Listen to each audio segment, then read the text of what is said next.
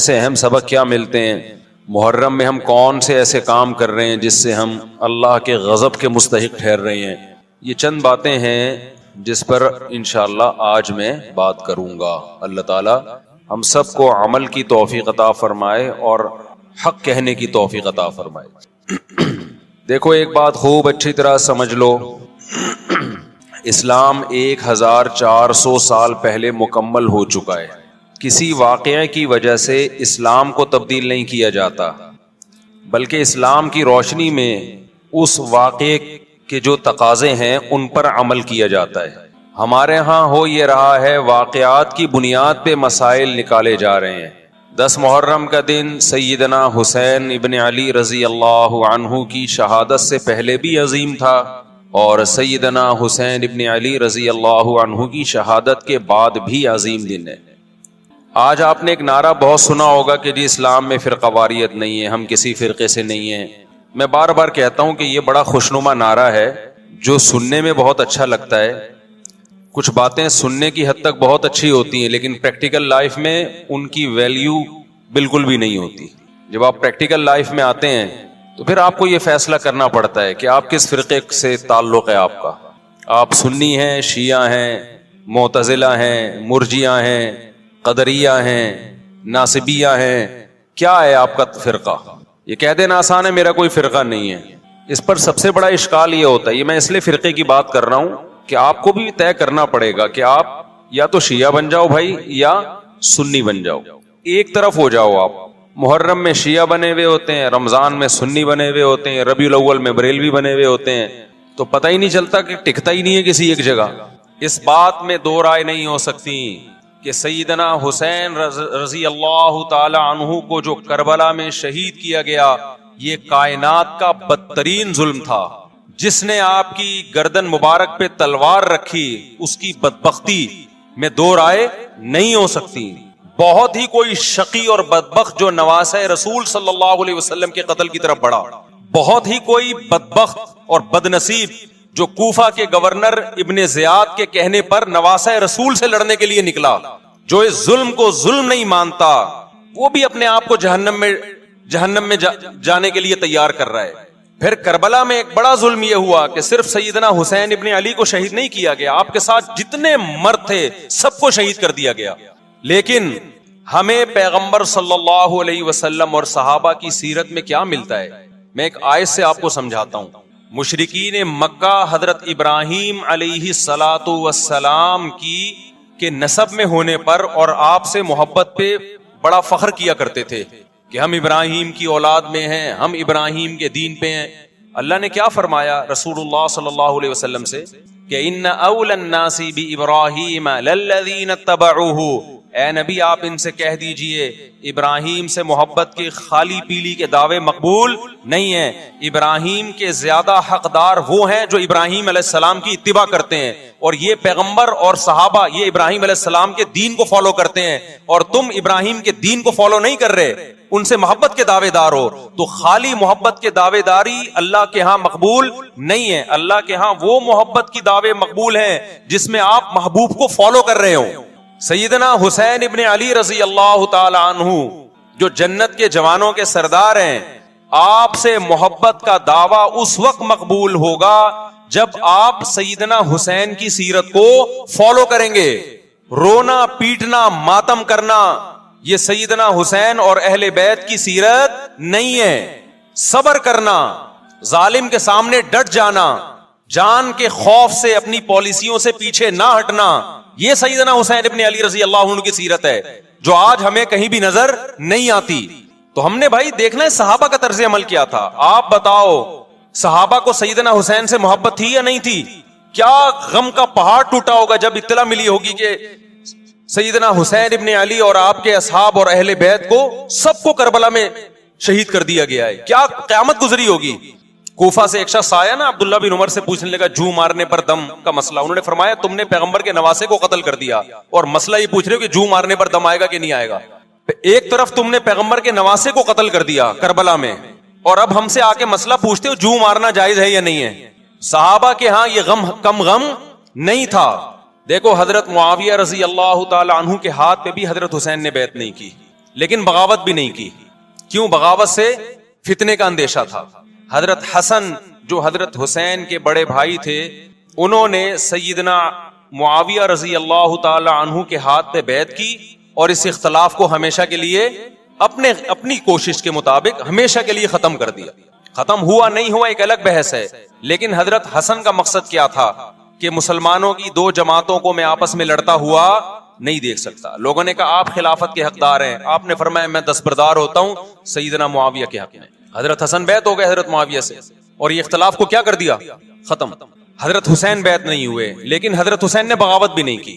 ہر ایک کی اپنی رائے تھی، حضرت حسن کی اپنی رائے تھی. ان کا خیال تھا کہ بیعت ہونا مسلمانوں کے لیے زیادہ مفید ہے، ایک پاورفل حکومت ہوگی، ایک طاقتور ریاست ہوگی، ورنہ لڑتے رہیں گے آپس میں. حضرت حسین کا موقف یہ تھا کہ میں بغاوت تو نہیں کروں گا لیکن بیعت بھی نہیں ہوں گا، کیونکہ اگر بیعت ہو گیا تو اس سے جو خلفائے راشدین کے دور میں جو خلیفہ کی سلیکشن کا طریقہ تھا وہ طریقہ ختم ہو جائے گا. تو میں اگر اس طریقے کو نہیں لا سکتا تو اس کے خلاف کو پروموٹ بھی نہ کروں. میں یہ بھی ایک رائے تھی. میں سمجھا پا رہا ہوں اپنی بات؟ بھائی رائے کا اختلاف ہوتا ہے نا. نبی صلی اللہ علیہ وسلم نے فرمایا اذا اجتہد المجتہد فإن اصاب فلہ اجران وإن اخطأ فلہ اجر واحد. جب کوئی مجتہد اللہ کی رضا کو سامنے رکھ کے اجتہاد کرتا ہے، صحیح اور غلط کا فیصلہ کرنے بیٹھتا ہے، رائے یعنی اس کا مقصد اللہ کی رضا ہو، تو اگر وہ درست نتیجے پہ پہنچے تو 2 ثواب، غلط نتیجے پہ پہنچے تو بھی 1 نیکی اس کو ملتی ہے، اس لیے کہ اس کے بس میں جو خیر خواہی کا کے لیے جو تھا وہ اس نے کر دیا. رائے کا اختلاف ہوتا ہے. تو حضرت حسن رضی اللہ تعالیٰ عنہ بیعت ہوئے حضرت معاویہ کے ہاتھ پہ. سیدنا حسین نہ بیعت ہوئے اور نہ آپ نے بغاوت کی، خاموشی اختیار کی. حضرت معاویہ رضی اللہ تعالی عنہ نے سیدنا حسین کو تلوار کی زور سے بیعت پر مجبور نہیں کیا، بلکہ نواسہ رسول کا خیال کیا اور وصیت بھی کی لوگوں کو. لیکن جب حضرت معاویہ کے بعد یزید جانشین ہوا، اس کی سب سے بڑی غلطی یہ تھی کہ اس نے نواسہ رسول صلی اللہ علیہ وسلم اور آپ کے ساتھ جو چند اہل بیت اور چند صحابہ تھے، اس وقت بھی حضرت حسین نیوٹرل تھے. نہ حضرت حسین نے بغاوت کا ارادہ کیا اور نہ بیعت کرنے کا ارادہ کیا. یزید ابن معاویہ کو چاہیے تھا کہ سیدنا حسین رضی اللہ عنہ کو اپنے حال پہ چھوڑ دیتا، اپنے والد کی طرح. حضرت حسین رضی اللہ تعالی عنہ کو جب کوفہ سے خطوط آئے، یہ میں وضاحت اس لیے کر رہا ہوں کہ حضرت حسین بغاوت کے لیے نہیں نکلے تھے، اس مسلمان حاکم کے خلاف بغاوت کے لیے نہیں نکلے تھے، کیونکہ رسول اللہ صلی اللہ علیہ وسلم کی بہت ساری صحیح حدیث ہے اس بارے میں کہ جو باغی ہے، جو ریاست کے خلاف بغاوت کرتا ہے، اس کو نبی صلی اللہ علیہ وسلم نے اس عمل کو پسند نہیں کیا. تو حضرت حسین رضی اللہ تعالیٰ عنہ کو کوفہ سے خطوط آئے کہ یہاں سارے کے سارے لوگ آپ کے ہاتھ پہ بیعت کرنے کے لیے تیار ہیں. ظاہر ہے جب کسی علاقے کے لوگ دارالخلافہ ہو اور سب بیعت ہونے کے لیے تیار ہوں تو پھر آپ کا جانا یہ بغاوت کا عمل نہیں کہلاتا. حضرت حسین رضی اللہ تعالیٰ عنہ اہل بیت کے ساتھ نکلے. کربلا میں جب پہنچے، مشہور واقعہ آپ 20 دفعہ سن چکے ہیں، وہاں جا کے آپ کو اطلاع ہوئی کہ وہ خبر غلط تھی اور عبید اللہ بن زیاد نے ایک پورا لشکر بھیجا سیدنا حسین رضی اللہ تعالیٰ عنہ کو مجبور کرنے کے لیے کہ میرے ہاتھ پہ آپ زبردستی بیعت ہو جائیں. حضرت حسین رضی اللہ تعالیٰ عنہ نے مطالبے رکھے کہ یا تو مجھے واپس جانے دیا جائے اور اگر بیعت کرنا ہی ہے تو میں دمشق میں امیر کے ہاتھ پہ جا کے بیعت کروں گا. بہت معقول مطالبے تھے یہ. میرا مقصد ابھی کربلا کا واقعہ بیان کرنا نہیں ہے، اس پہ بہت کچھ کہا جا چکا ہے، خود میرا بھی بیان اس پہ تفصیل سے ہو چکا ہے.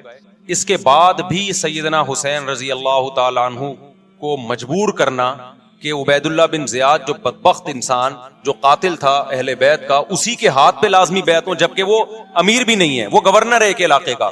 تو نواسہ رسول کا خیال نہ کرنا یہ بدترین ظلم تھا جو اس وقت حکومت سے ہوا ہے. حضرت حسین رضی اللہ تعالی عنہ، دیکھو نبی صلی اللہ، آج ہم دیکھتے ہیں کہ جو بڑا آدمی ہوتا ہے نا اس کی قربانیاں ہوتی ہیں، اس کی بڑی بڑی قربانیاں ہوتی ہیں. چھوٹے اپنے بڑوں کی قربانیوں کو کیش کراتے ہیں. آپ نے دیکھا ہوگا فلاں نے بڑی قربانیاں دی اور بچے موج کر رہے ہیں، دیکھا نا آپ نے. لیکن اللہ تعالیٰ نے رسول اللہ صلی اللہ علیہ وسلم کے نسب کو اس سے محفوظ کیا. ہمارے نبی کے 2 بیٹے حسن حسین، آپ کی نسل حضرت فاطمہ سے چلی ہے، دونوں شہید ہوئے ہیں.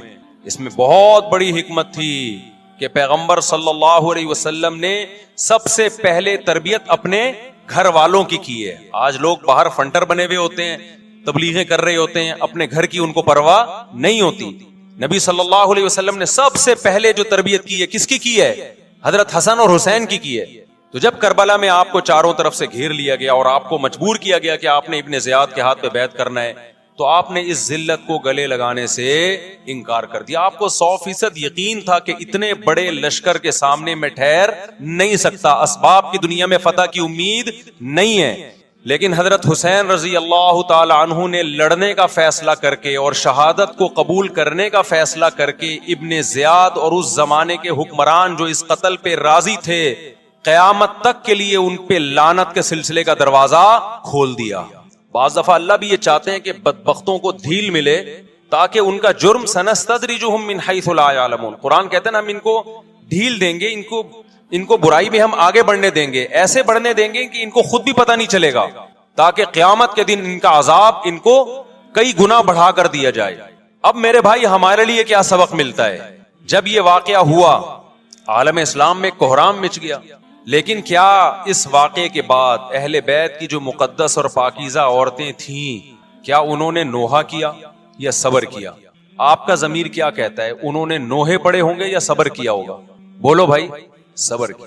عبداللہ بن عمر رضی اللہ تعالیٰ عنہ جو کوفہ والوں کو ملامت کیا کرتے تھے کہ تم جو مارنے کے مسئلے ہم سے پوچھتے ہو, تم نے حسین کا قتل کر دیا, تو یہ حضرت ابن عمر نے اسی لیے کہا نا کہ آپ کو اس کا غم ہوا تھا.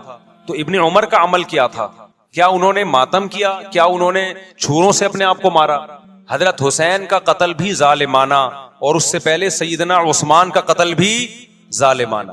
اگر نوحہ یا ماتم جائز ہے تو حضرت عثمان کی شہادت کے دن بھی جائز ہے, حضرت حسین کی شہادت کے دن بھی جائز ہے. اور اگر ناجائز ہے تو جیسے عثمان کی شہادت کے دن ناجائز, حسین کی شہادت کے دن بھی ناجائز ہے. سمجھ میں آ رہی ہے بات کہ نہیں آ رہی ہے؟ قرآن کیا کہتا ہے ایسے مواقع کے بارے میں؟ تلک امۃ قد خلت لہا ما کسبت ولکم ما کسبتم. قرآن جب بھی پرانی امتوں کے واقعات بتاتا ہے, قرآن کہتا ہے یہ ایک قوم تھی جو گزر گئی, انہوں نے جو کیا اس کا بدلہ ان کو ملے گا, تم جو کرو گے اس کا بدلہ تمہیں ملے گا.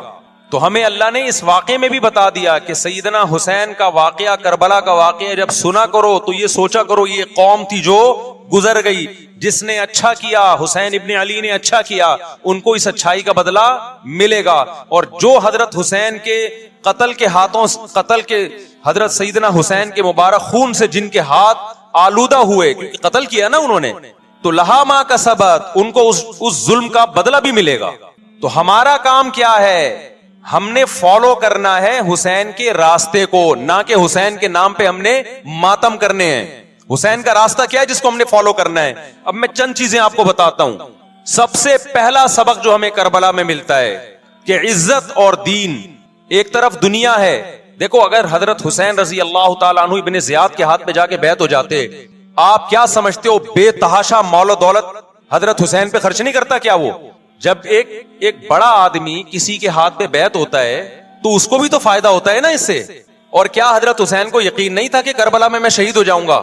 فتح اور نصرت کی اسباب کی دنیا میں کوئی امید نہیں تھی, مگر آپ نے اہل بیت کو کربلا میں رسوا کرنے پر عزت کی موت کو ترجیح دی ہے.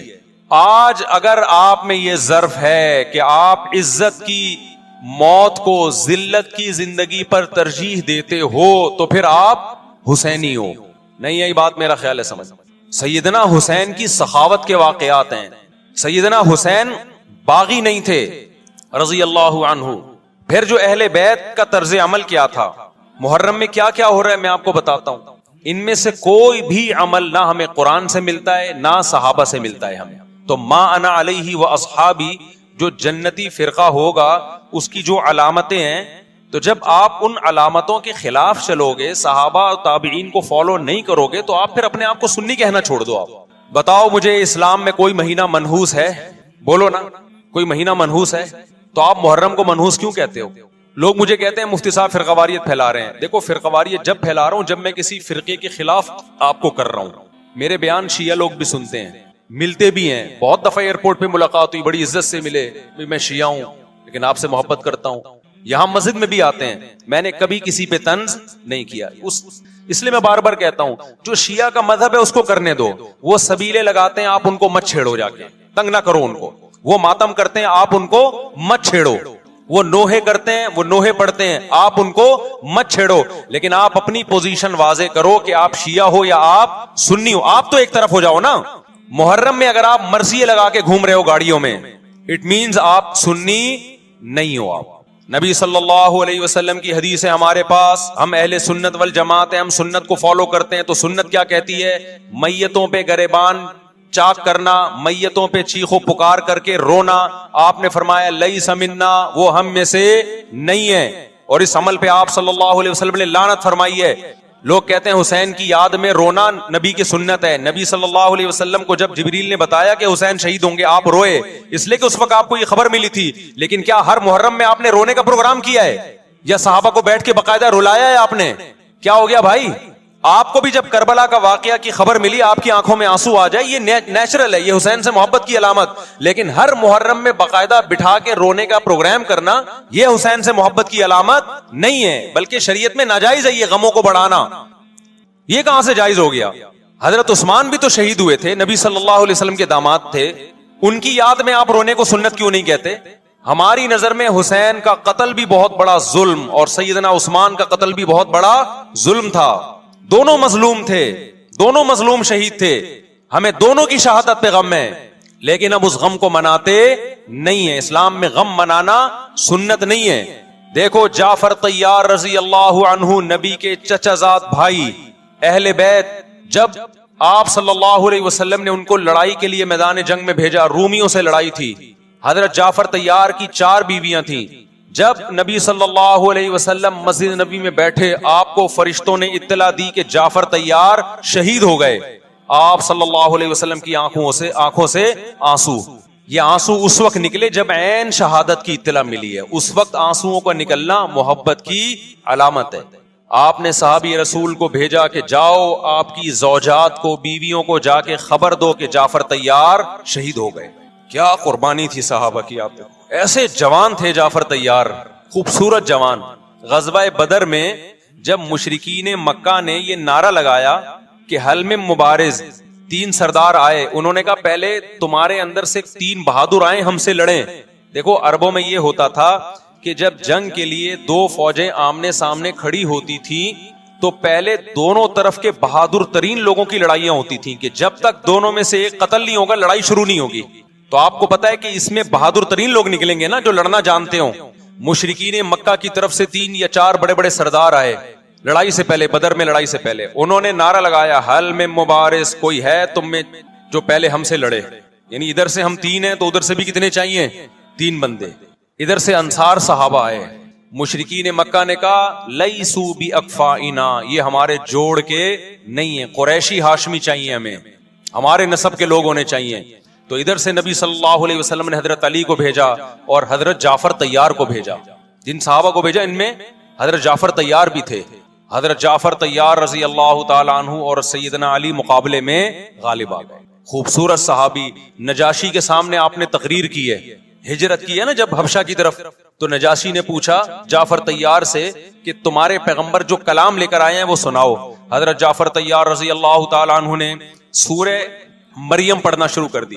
کاف ہا یا عین صاد, ذکر رحمت ربک عبدہ زکریا اذ نادى ربه نداء خفیا قال رب انی وهن العظم منی واشتعل الرأس شیبا ولم اکن بدعائک رب شقیا وانی خفت الموالی من ورائي وكانت امرأتی عاقرا فهب لی من لدنک ولیا. ایسی حضرت مریم اور عیسیٰ ابن مریم کی سیرت کو سورہ مریم میں بیان کیا حضرت جعفر طیار نے کہ نجاشی روتے روتے اس کی داڑھی تر, اور جتنے پادری بیٹھے تھے سب کی داڑیاں تر ہو گئی روتے روتے. تو یہ تقریر جو نجاشی کے اسلام کا سبب بنے, بادشاہ کو مسلمان کرنے والے کون تھے؟ حضرت جعفر طیار. اور آپ کے چھوٹے چھوٹے بچے, 4 جوان بیویاں ہوں, چھوٹے چھوٹے بچے ہوں, اور ایسے میں میدان جنگ میں لڑتے ہوئے شہید ہو جائیں تو پیغمبر اور صحابہ پہ کیا قیامت ٹوٹی ہوگی. لیکن ہمارے نبی صلی اللہ علیہ وسلم کی آنکھوں سے کیا تھے؟ صرف آنسو موتی کی طرح ٹپک رہے تھے. اور آپ صحابہ کو اطلاع دے رہے تھے کہ جعفر طیار شہید ہو گئے اور جاؤ ان کے گھر والوں کو بتا کے آ جاؤ. کتنی بڑی قربانی ہے یا نہیں ہے؟ جب خبر دینے والا آپ کی ازواج کو بتا کے آیا کہ جعفر طیار شہید ہو گئے تو آپ کے گھروں سے خواتین کے رونے کی آوازیں آئیں. آپ صلی اللہ علیہ وسلم نے فرمایا ان سے بولو کہ اپنی آواز کو پست کرو. پھر چیخو پکار کی آواز آئی تو آپ نے فرمایا کہ اگر دوبارہ چیخو پکار کی آواز آئے تو ان کے منہ پہ خاک پھینک دو.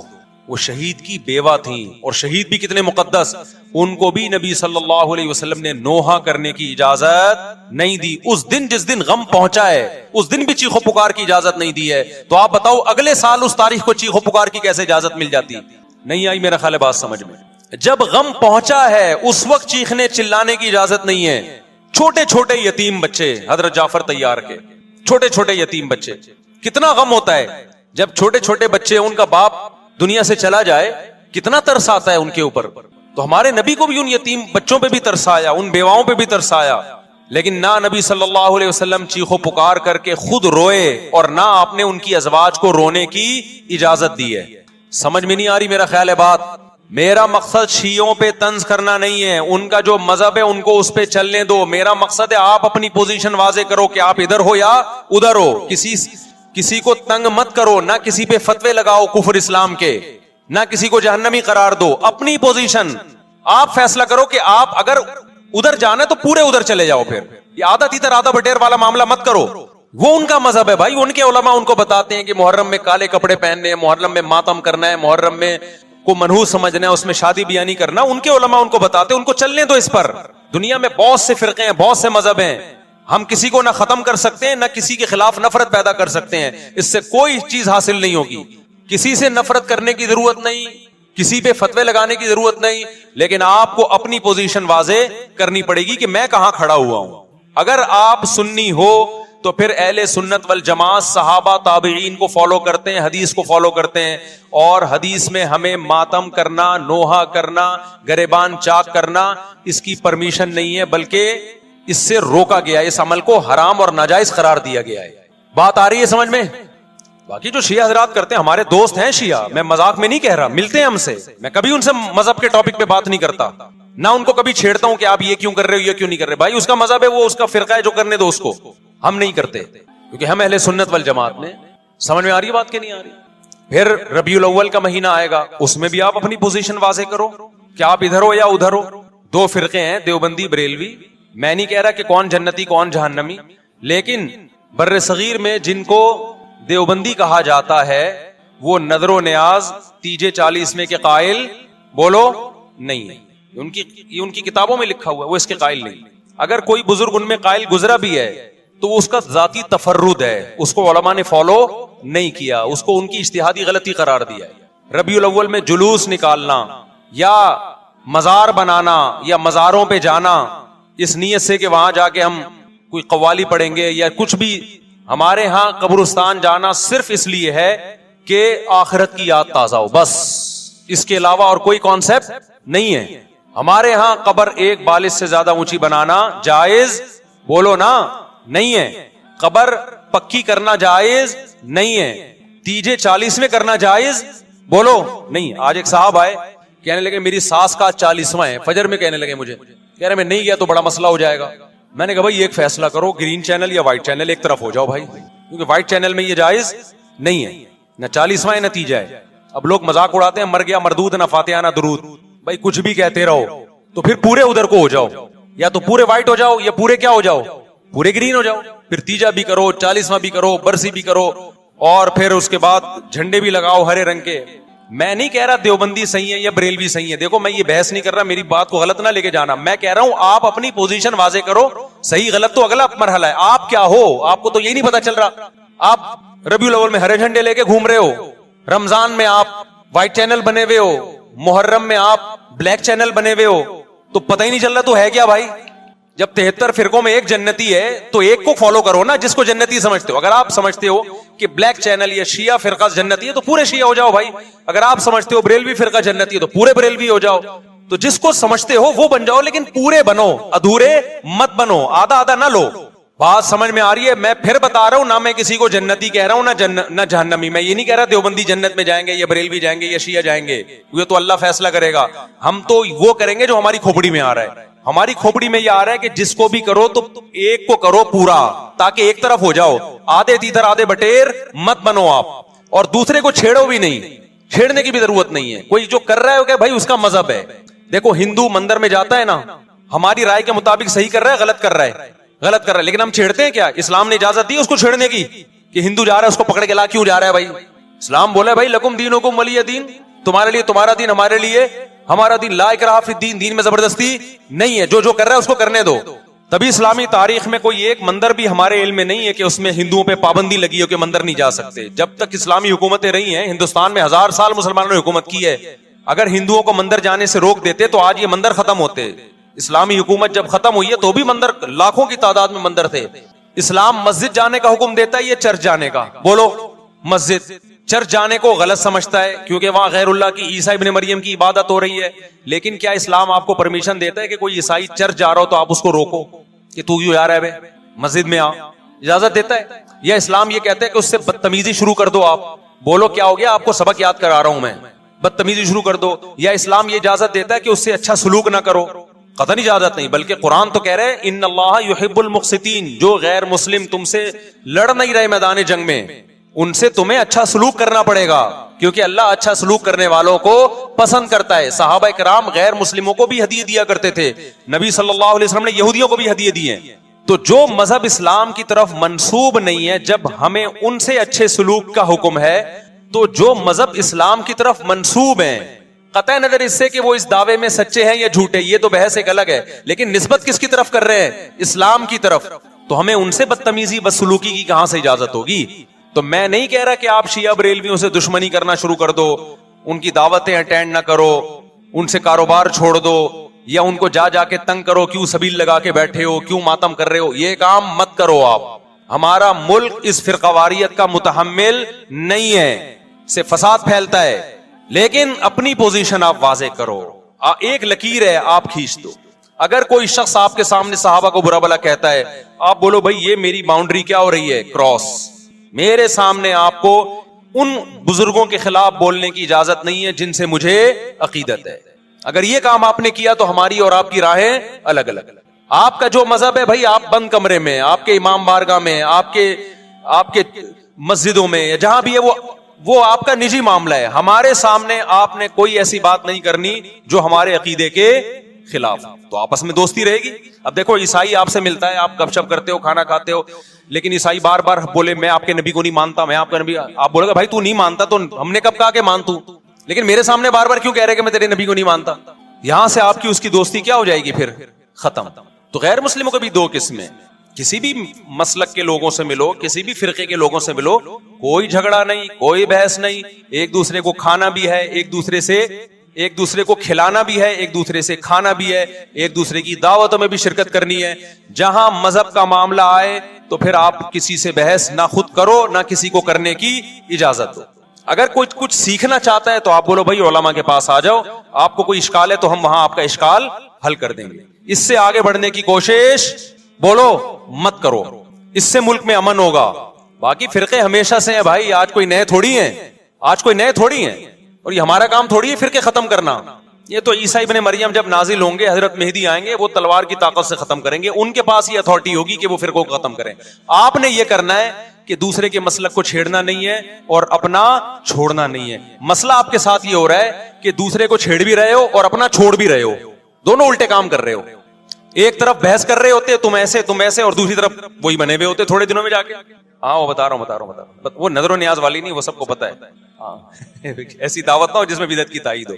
तो आप जो कर रहे हो ना, वो ये कर रहे हो दूसरे को छेड़ भी रहे हो, जिससे मुल्क में बदअमनी फैल रही है। तकरीरें सुनो, शिया ऐसे, बरेलवी ऐसे, देवबंदी ऐसे, अहले हदीस ऐसे, तकरीरों से क्या फैल रही है, नफरतें।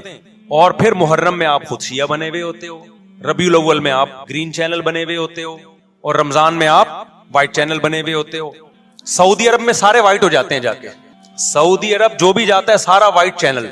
पैगंबर की कब्र पे कोई धमाल नहीं, कोई कव्वालियां नहीं, वहां खड़े होंगे तमीज से सलाम पेश करके आगे निकल जाएंगे। वहां कोई चीखो पुकार नहीं, वहां जाके सारे क्या हो जाते हैं, व्हाइट, क्योंकि वहां हुकूमत का डंडा है। ठीक है ना? तो गवर्नमेंट के पास तो ये इख्तियार है भाई डंडा चलाए, हमारे पास ये इख्तियार नहीं। हम तो तमीज से बात करेंगे, समझाएंगे, मोहब्बतें फैलाएंगे, क्योंकि जब अवाम डंडा चलाती है तो इससे इस्लाह कम और फसाद ज्यादा होता है। तो मैं बार बार कह रहा हूं भाई दोस्तियां रखो, कोई दफ्तरों में शिया सुन्नी लड़ाई ना होने दो, ये गलत है। محبتیں پھیلاؤ، لیکن مسلک کو چھوڑنا نہیں ہے. جب کوئی آپ سے کہے محرم میں یہ کام کرو، بولو بھائی ہم چونکہ اہل سنت والجماعت میں سے ہیں، ہم چونکہ سنی ہیں، لہذا ہمارے ہاں کوئی مہینہ ہمارے مذہب کے مطابق منحوس نہیں. پھر کوئی آپ کو اصرار کرے نہیں یہ نہیں یہ نہیں یہ، آپ بولو بھائی ہم تم پہ اپنا مسلک تھوپ رہے ہیں کیا؟ تم جلوس نکالتے ہو، تم ماتم کرتے ہو، ہم تو نہیں تمہیں روکتے آ کے، بلکہ گورنمنٹ تمہیں تحفظ دیتی ہے، سیکیورٹی دیتی ہے گورنمنٹ تمہیں. تو جب ہم اپنا مسلک تم پہ نہیں تھوپتے تو تم اپنا مسلک ہم پہ کیوں تھوپ رہے ہو بھائی؟ تو ہم محرم میں بھی شادی کریں گے، ربیع الاول میں بھی کریں گے، سفر میں بھی کریں گے، رمضان میں بھی کریں گے. ہم نے تو 4 کرنی ہے. ہم مہینوں کے حساب سے شروع کر دیں تو پھر ہمارے تو بڑے مسئلے ہو جائیں گے بھائی. سمجھ میں آ رہی بات کہ نہیں آ رہی؟ حضرت جعفر طیار اہل بیت میں سے تھے، کتنی زوجات تھیں؟ 4 تھیں. حضرت علی کی کتنی تھیں ایک وقت میں؟ حضرت فاطمہ کے دنیا سے جانے کے بعد 4 تھیں. یہ بھی ہے سنت میں، نکاح کو فروغ دو، یہ اہل بیت کا طریقہ ہے تاکہ سوسائٹی میں زنا کم ہو، بیوہ طلاق یافتہ عورتوں کو ٹھکانہ ملے. خیر، تو اب میں بات سمیٹ کے ختم کر رہا ہوں. لوگ کہتے ہیں محرم میں ہم نکاح کیوں کریں بھائی؟ فرض واجب تو نہیں ہے نا، چلو حرام نہیں ہے لیکن فرض بھی تو نہیں ہے نا. لوگ یہ بھی کہتے ہیں. دیکھو، جب قرآن نے کسی چیز کو حلال قرار دیا ہو نا تو قرآن اس کو پسند نہیں کرتا کہ آپ عملاً اس کو حرام کر دو. دیکھو مشرکین مکہ کیا کرتے تھے؟ بتوں کے نام پہ جانور چھوڑتے تھے، پھر ان کا گوشت نہیں کھاتے تھے. اللہ نے فرمایا کہ تم نے خدا کی حلال کردہ چیز کو کیسے حرام کر دیا تم نے؟ نبی صلی اللہ علیہ وسلم نے قسم اٹھائی میں شہد نہیں کھاؤں گا. آپ نے فرمایا لما تحرم ما احل اللہ لک، اے نبی جو چیز اللہ نے آپ کے لیے حلال کر دی آپ کیسے اپنے اوپر حرام کر رہے ہیں؟ اس سے پتہ چلتا ہے کہ اگر آپ محرم میں نکاح کرنا چاہتے ہیں لیکن آپ یہ سوچ کے ڈیلے کر دیتے ہیں کہ بھائی اس مہینے میں لوگ نکاح کو برا سمجھتے ہیں، تو یہ ڈیلے کرنا آپ کے لیے ناجائز ہوگا. کیونکہ لما تحرم ما احل اللہ لک، اللہ نے جس چیز کو تمہارے لیے حلال کیا تم نے کس دلیل کی بیس کے پر اپنے اوپر پابندی لگائی ہے اس پر؟ ایک تو ہے نا کسی کو شادی کا خیال ہی سفر میں آ رہا ہے، ربیع الاول میں آ رہا ہے، وہ تو ایک الگ بات ہے، لیکن اس کا نکاح محرم میں ہونا تھا، صرف محرم کی وجہ سے وہ ڈیلے کر رہا ہے کہ جی میں ربیع الاول میں لے کے جاؤں گا. یہ ڈیلے کرنا قرآن و سنت پہ زیادتی ہے یا نہیں ہے؟ یہ اللہ کے حلال کو عملاً حرام کرنا ہے یا نہیں ہے؟ نہیں ہے یہ بات سمجھ میں. پھر اگر کوئی شیعہ آپ سے کہتا ہے کہ بھئی آپ ہمیں چھیڑنے کے لیے یہ کام کر رہے ہو، آپ بولو نہیں بھائی ہم آپ کو چھیڑنے کے لیے نہیں کر رہے، آپ کا مسلک ہے آپ اس پر عمل کریں، ہمیں اس پہ کوئی اعتراض نہیں ہے. لیکن ہم کس کے پر عمل کریں گے؟ ہم اہل سنت والجماعت ہیں. کتنے صحابہ ہیں، خود نبی کی نکاح محرم میں ہوا ہے. اور ویسے بھی ہمارے ہاں شہادت ایک منحوس عمل نہیں ہے، شہادت ایک مبارک عمل ہے. 10 محرم پہلے سے فضیلت والا دن تھا، محرم پہلے سے فضیلت والا مہینہ تھا. حسین ابن علی کی شہادت سے اس مہینے کے تقدس کو 4 چاند لگ گئے اور مقدس ہو گیا یہ مہینہ. یہ کیسی بات ہے جو شہادت کا دن ہو ہم اس کو منحوس قرار دے دیں؟ بھائی ہمارا یہ جگرا نہیں ہے. سمجھتے ہو کہ نہیں سمجھتے ہو؟ تو اس لیے محرم میں اگر کسی نے نکاح کرنا ہے اس کو ڈیلے مت کرو میرے بھائی. لوگ کہتے ہیں فرض تو نہیں ہے نا، آپ اگر اس کے نحوست منحوس ہونے کی وجہ سے ڈیلے کر رہے ہو تو پھر آپ پہ فرض ہوگا کرنا. کیوں؟ اس آیت کی روشنی میں لما تحرم ما احل اللہ لک، اے نبی جس چیز کو اللہ نے حلال قرار دیا آپ کس دلیل کی بیس پہ اس کو اپنے اوپر حرام کرتے ہیں؟ سمجھتے ہو کہ نہیں سمجھتے؟ تو اسی طرح یہ جو باقی کام محرم میں ہو رہے ہیں، مرثیے سن رہے ہیں لوگ، نوحے سن رہے ہیں، رکشے والوں نے بھی لگائے ہوئے ہیں، تو بھائی شیعہ حضرات کا مسئلہ کہ ان کو کرنے دو، آپ یہ عمل مت کرو. اگر آپ سنی ہو تو پھر اہل سنت والجماعت کے ہاں میتوں پہ رونے کے مرثیے یہ جائز نہیں ہے، کیونکہ اس سے غم بڑھتا ہے. ہمارے نبی نے جعفر طیار رضی اللہ عنہ کی زوجہ کو، جن کا حقیقی غم تھا اس وقت، ان کو نہیں رونے دیا، تو ہمیں کیسے آپ صلی اللہ علیہ وسلم چیخو پکار کی اجازت دیں گے؟ اسی طرح محرم میں سبیلیں لگانا، اس کی بھی کوئی دلیل نہیں ہے. سیدنا حسین ابن علی تو پیاس ظلم سے شہید ہوئے. وہ ایک طرف آپ کہتے ہیں وہ پیاسے تھے ان کو پانی نہیں ملا، دوسری طرف آپ اس دن میں لوگوں کو پانی پلا رہے ہیں، تو اس کی لاجک بھی نہیں بنتی کوئی. اسلام نے 10 محرم کو روزے کا دن قرار دیا، روزہ اور سبیل جمع نہیں ہو سکتے. سمجھتے ہو کہ نہیں سمجھتے؟ آپ کہہ سکتے ہیں کسی کو پانی پلانے پر کون پابندی لگا سکتا ہے؟ پانی پلاؤ بھائی پورے سال، اسپیسیفک ان دنوں میں کیوں پلا رہے ہیں آپ؟ تو جو شیعہ حضرات ہیں ان کا مسلک ہے، ان کو کرنے دیں. میں بار بار اس لیے کہہ رہا ہوں ایسا نہ ہو چھیڑ چھاڑ شروع کر دے جا کے. پہلے ہی ملک میں لڑائیاں بہت ہو رہی ہیں، دوبارہ ایک نئی جا کے بتا یہاں بھی سبیل لگی ہوئی ہے، جا کے ان کو چھیڑنا شروع کر دو. سبیل کیوں لگا؟ چھیڑنے کی اجازت نہیں ہے کسی کو. آپ نہ لگائیں نہ پیئیں، بولے بھائی ہمارے لیے محرم ایسا ہے جیسے دوسرے مہینے ہوتے ہیں. 4 مہینے محترم ہے، محرم، رجب، ذی قعدہ، ذی الحجہ. تو جتنا ذی قعدہ ذی الحجہ ہے اتنا ہی محرم اور رجب ہے. تو جیسے ان مہینوں میں نارمل رہتے ہو ان میں بھی ہم نے ایسے ہی رہنا ہے. سمجھتے ہو کہ نہیں سمجھتے ہو؟ اور حلیم کی دیگیں مت پکاؤ محرم کی راتوں میں. حلیم کھا سکتے ہو جب چاہو اس خاص ان دنوں میں, اور ویسے بھی جو لوگ پوری رات حلیم کے